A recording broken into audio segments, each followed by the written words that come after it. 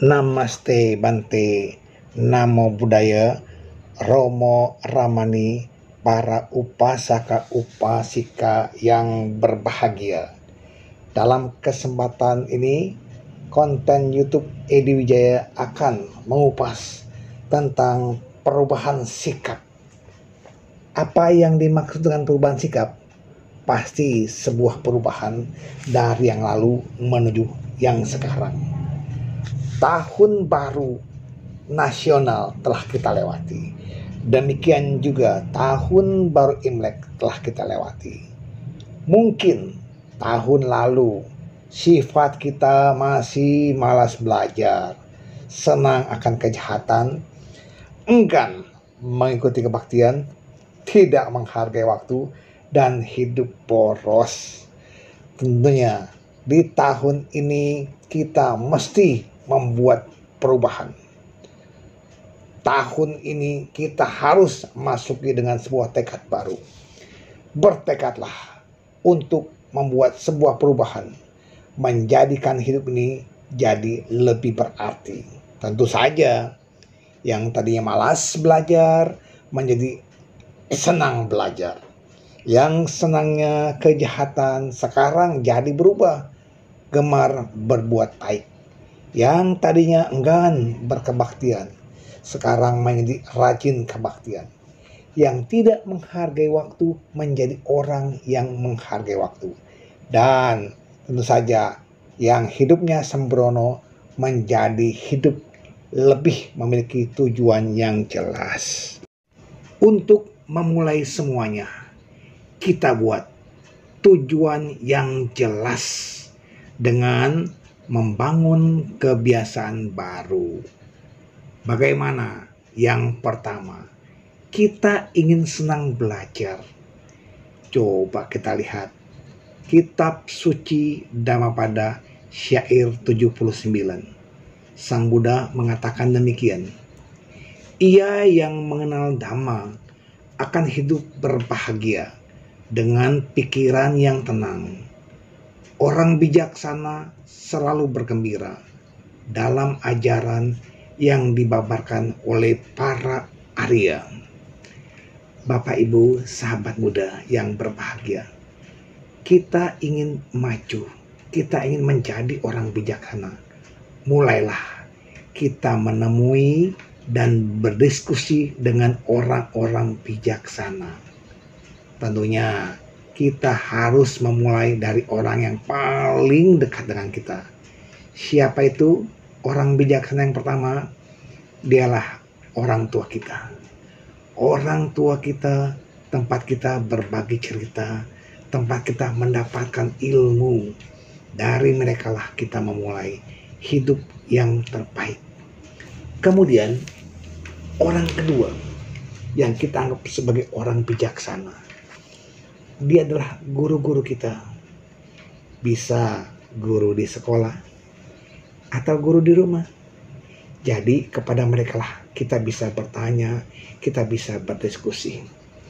Kemudian yang ketiga, para biku, para anggota sangga. Juga kepada para pandita. Di sini kita pandang sebagai orang bijaksana yang berikutnya. Lalu, sahabat. Sahabat adalah orang yang paling dekat dengan kita, sehingga kita bisa bersamanya dalam suka maupun duka. Kepada mereka lah kita berani belajar, mau diskusi untuk memperoleh kemajuan batin. Kemudian, Bapak Ibu, sahabatku yang berbahagia, kedua, gemar berbuat kebaikan. Dalam Dhammapada syair 80 dikatakan demikian.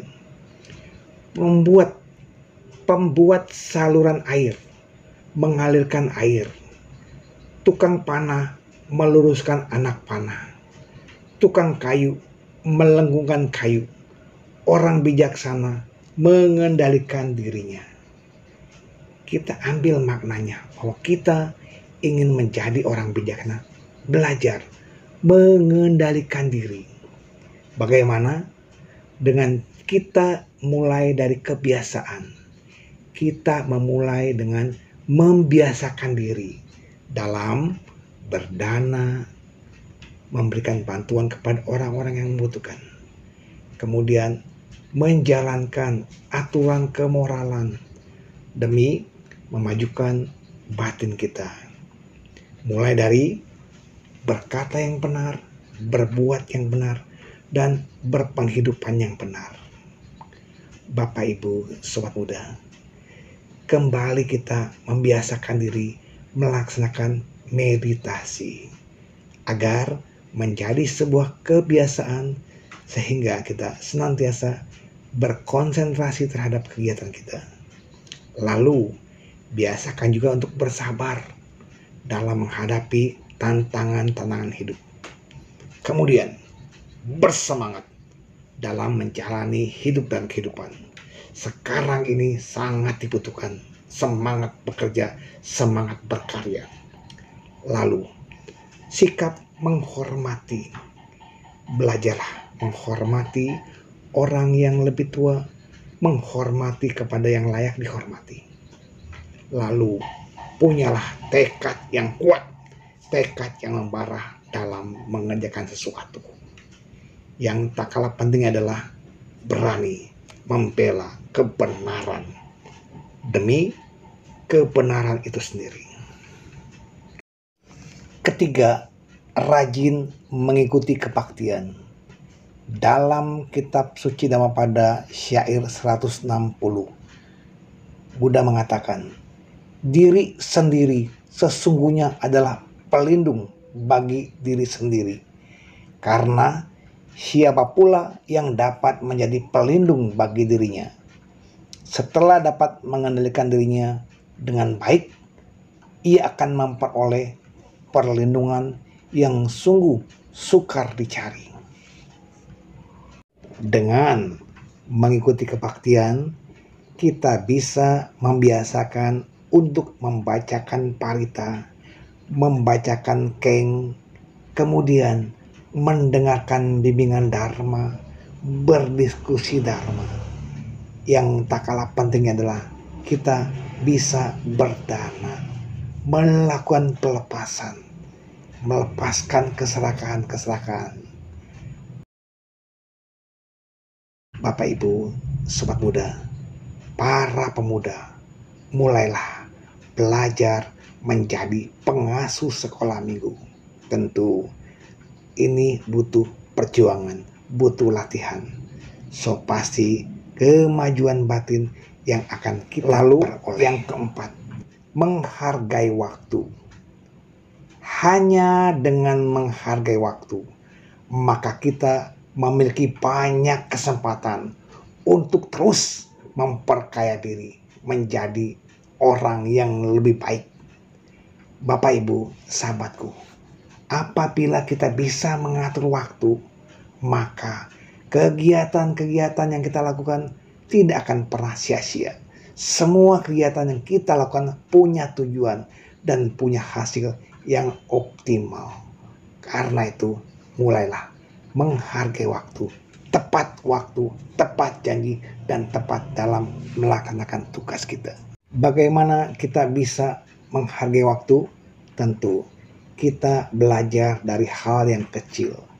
Bangun pagi, jam berapa kita harus bangun, berangkat kerja, lalu semuanya akan terarah. Sampai jam tidur pun kita harus mengatur waktu kita.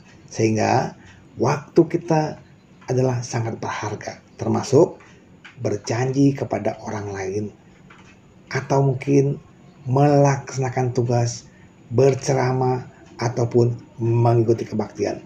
Belajarlah untuk selalu on time.